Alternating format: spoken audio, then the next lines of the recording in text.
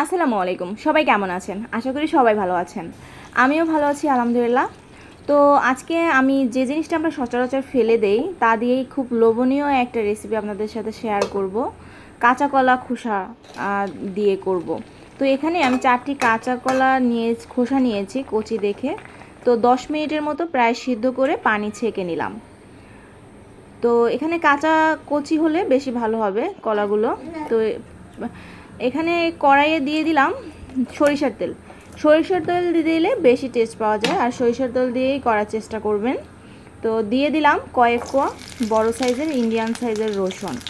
এখন দিয়ে দিচ্ছি 3টি পেঁয়াজ। পেঁয়াজগুলোকে একেবারে কুচি করে ভাজিনি, আমি কাটিনি। তো এখানে দিয়ে দিলাম 5টি কাঁচামরিচ। এবার পেঁয়াজ, রসুন এবং কাঁচামরিচগুলোকে সময় নিয়ে একটু ভেজে নেব। আর রসুনগুলো কিন্তু তেলে ভাজলে নরম হয়ে যায়। তো এখন আমি দিয়ে দিচ্ছি কেটে রাখা চিংড়ি মাছ। চিংড়ি মাছটা দিলে তো খুব টেস্ট পাওয়া যায়, খুব সুন্দর একটা ফ্লেভার আসে। তো আমি চিংড়ি মাছটা এখানে অ্যাড করেছি। তো চিংড়ি মাছ, পেঁয়াজ, রসুন, কাঁচামরিচগুলোকে আমি ভালো মতো ভেজে নেব।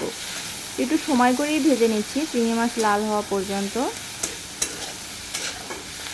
আপনারাও যতটা সম্ভব আর কি একটু সময় করে চুলার আঁচটা মিডিয়ামে রেখে ভেজে নেবেন।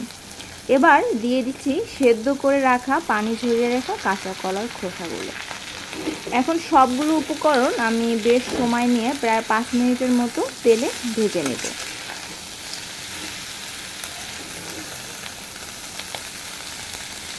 হালকা যে একটা পাঁচা পাঁচা ভাব, এভাবে তেলে ভেজে নিলে কিন্তু পাঁচা পাঁচা ভাবটা থাকবে না। তো তেলে ভেজে নিতে হবে, একটু সময় করে ভেজে নিতে হবে। এবার এখানেই আমি দিয়ে দেব পরিমাণ মতো লবণ, টেস্টের অনুযায়ী। লবণের পরিমাণটা কিন্তু আপনারা যে পরিমাণ কলা নেবেন সেই অনুযায়ী দিতে হবে, বেশি দেওয়া যাবে না। তো আবার আমি ভেজে নিচ্ছি। হালকা যখন একটু নিচ থেকে লাল লাল হয়ে আসবে তখন আমি তুলে নিব। ঠান্ডা হয়ে যাওয়ার পরে আমি শিলপাটায় বেটে নেব। প্রায় বেশি সময় লাগবে না, 2 বাটা দিলেই হয়ে যাবে, মিশ হয়ে যায়। তো আপনারা চাইলে ব্লেন্ডার করেও নিতে পারেন, কিন্তু শিলপাটার ভর্তার টেস্টটা তো অনেক মজার হয়, তাই আমি শিলপাটাই করেছি। দেখুন একবার বাটলে এভাবে হয়ে গেছে, দ্বিতীয়বার বাটলে একেবারে মিশ হয়ে যাবে।